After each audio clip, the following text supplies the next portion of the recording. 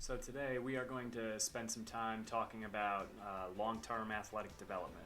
Now, this is a topic that we could spend hours talking about. We're not going to do that today. We are going to just kind of give you a broad overview, kind of a bird's eye view of what long-term athletic development is all about. We're going to step through a few phases of the developmental process and take a look at kind of what the primary emphasis of each one is and what we're looking for with each athlete, as they progress through the phases of athletic development. Athletic development, or the phases of athletic development, fall more on a spectrum from beginner to advanced. There are no kind of hard line definitions of what takes an athlete from one phase of development to another. So it's important to keep in mind that this is a very fluid thing. We do try to put some ages on it, but every athlete is different, and every athlete is kind of progresses through things a little bit differently based on a lot of different things, biological factors, chronological age versus biological age, talent being one of them as well, size and whatnot. So there are a lot of different things that kind of come into play, but this is kind of the gist of it, and I would say 90% of athletes kind of fall within these age ranges, and then we have the outliers. For our purposes, we're going to break things out into 3 different phases of athletic development, and we're going to kind of talk about each one. The first phase of athletic development we're going to define as just kind of the introduction. Swimmers 10 and under, maybe 12 and under kind of fall into this phase of athletic development, and the primary emphasis in this phase is skill acquisition, right? Learning all of the basics of all 4 strokes, learning the competitive skills of starts and turns and finishes, but also to have fun while doing all of this stuff. Obviously, it's important that an athlete wants to come to practice, and the more fun they're having at practice, the more likely it is that they're going to want to come to practice. And the more they come to practice, the more they're going to learn at practice. Okay, so fun is a really important thing. It would be very easy to make a 10 and under swimmer fast by just giving them a bunch of yardage, but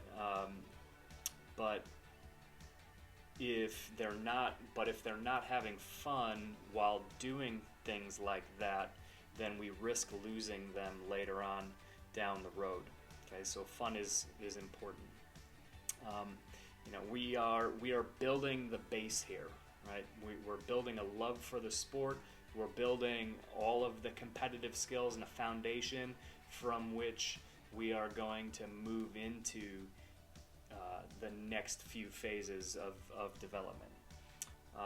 We're learning how to race, okay, in a very general sense. Okay, get from point A to point B as fast as possible. Use the things that you've learned in practice to get you from point A to point B as fast as possible.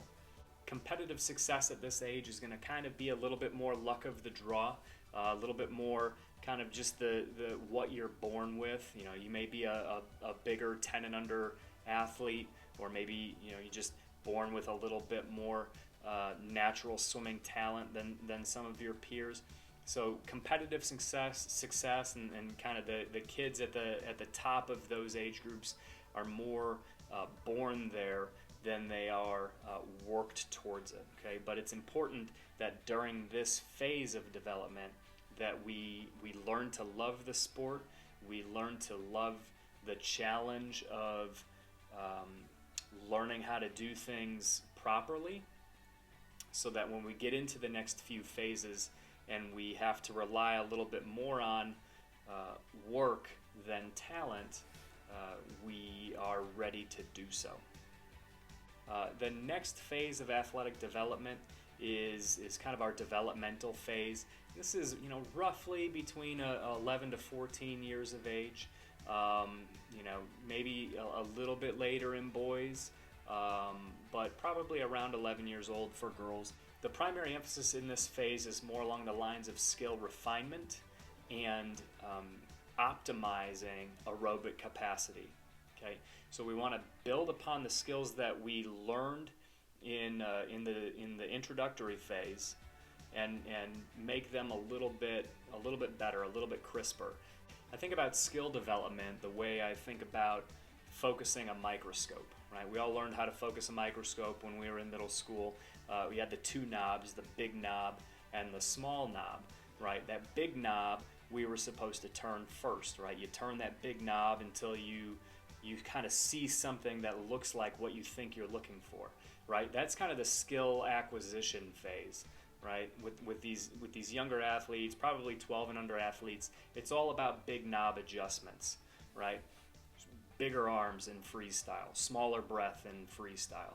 Get your toes on the surface, things like that, right? These are big knob adjustments. Okay, as we progress through the middle phase of development and get a little bit older, now we're talking about small knob adjustments, right? When we take that small knob and we really start to finally focus on the small details, and we get the full picture of what it is we're actually looking at. Right? I think the freestyle overview that we did this past week was a great example of going from big knob to small knob focuses. Right? We talked from head to toe, kind of the big picture items that we're looking for, and then we really got into the intricacies of hip or shoulder rotation and how to manipulate those things. Okay, this is very similar to the way we would go through every stroke and every turn and every competitive skill from the time an athlete enters our program to the time an athlete exits our program. Okay, fun is still important here. Okay, we talk about optimizing aerobic capacity. Swimming for aerobic capacity isn't always fun, right? You're talking about kind of long, moderate swims. Okay, where it could be very easy to get bored if we're not giving these swimmers things to think about, and if we're not breaking it up with things that are more engaging and fun. Okay, so fun is still important at this age. Fun is important at every age, right? Again, the more fun you're having at practice, the more you want to come to practice, the better you're going to get. We start to introduce race strategy at this age as well. Just small things, push the third 50 a little bit more, accelerate your tempo going into the finish, right? We don't go into advanced race strategies a whole lot, but we start to introduce the idea of race strategy and play with things a little bit in this middle phase of athletic development. We're still focusing, and just as we focused in phase one, we're still focusing on getting better at everything. Okay, we really, our program and most programs like ours, we're looking to develop a swimmer who can swim all four strokes, okay, and can swim a good quality long freestyle. Okay, so really for the through 13, 14 years old, we really want to point our kids all towards being able to swim a very successful 400 IM, being able to swim a very successful 500, 1,000, 1650. Okay, if they can develop some competence in those events, then when we do get older, we can start to kind of come down and focus a little bit more on what they might be better at. Okay, but it's a lot easier to start high and go down than it is to start low and go high. Okay. Competitive success at this age is basically centered around who does things better.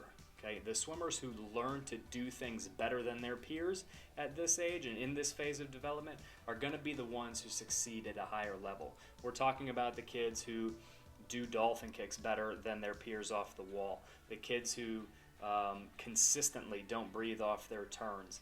Okay, the kids who have better strokes than their peers.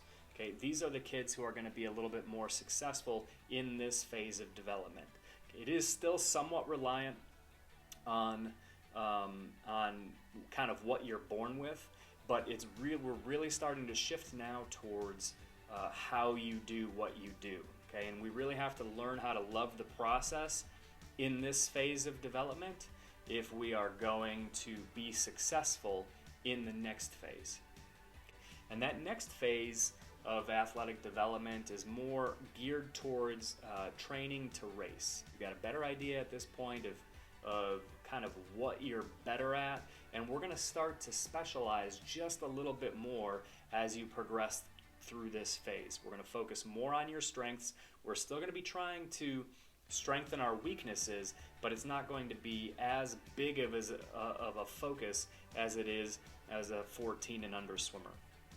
We're going to start exploring more advanced race strategies, and every single meet might have us try to swim a race in a different way so that we can learn from it and put all of this stuff together towards the end of the season. And the primary emphasis in this phase is really training to race. We start to see a lot more race pace type sets in practice. We still have some long quality swimming in practice, but the percentage of high-end race pace sets in practice is a lot higher in this phase than it is in any of the other phases. Competitive success in this phase comes from more kind of how hard you work. Okay, if you've got the talent and you've done things better than your peers in phases 1 and 2, and now you've learned how to really enjoy working hard, and you throw that into to your high school years, you're going to be at the top of this age group as you go through this phase of development. So that's really kind of our goal here, right? We could accelerate the process by getting into this race pace stuff and getting into this more advanced training modalities. As a 12 and under swimmer, we could certainly accelerate the process, but we risk further development down the line by doing so. We miss out on some things by accelerating young, talented athletes that are really detrimental to future success. Okay, even with this approach to athletic development, we do have kids who outperform their emotional capacity. Right? They physically develop quicker than they emotionally develop, so they achieve a level of swimming that is far beyond what they are emotionally capable of handling at that point in time. And then we run into a lot of problems down the road when then they hit their first hurdle and don't know how to handle it, because success has always come easy to them, and when we hit that first hurdle, if we haven't figured out how to enjoy the process, how to enjoy working hard, how to enjoy doing things really well, then we start to doubt ourselves and lose interest in the sport. Okay, so in that sense, it's really important that we that we adhere to the goals of each phase and not accelerate any swimmer through the phases of development just because they're a little bit more talented than their peers might be. If we can strategically progress an athlete through development in this way, we are setting them up for future success, right? And our goal is not only do we want them to feel successful while they're here and as they go through our program, we also want them to learn how to handle hardship and learn how to handle setbacks, so that when they do leave our program to swim in college or to go into the work world or just the life of being a high performing student, they have learned the skills necessary to handle adversity. They have learned about the importance of work ethic and the importance of doing things the right way, and they're able to apply the lessons that they've learned through our program. They're able to apply those lessons to anything that they encounter in life moving forward.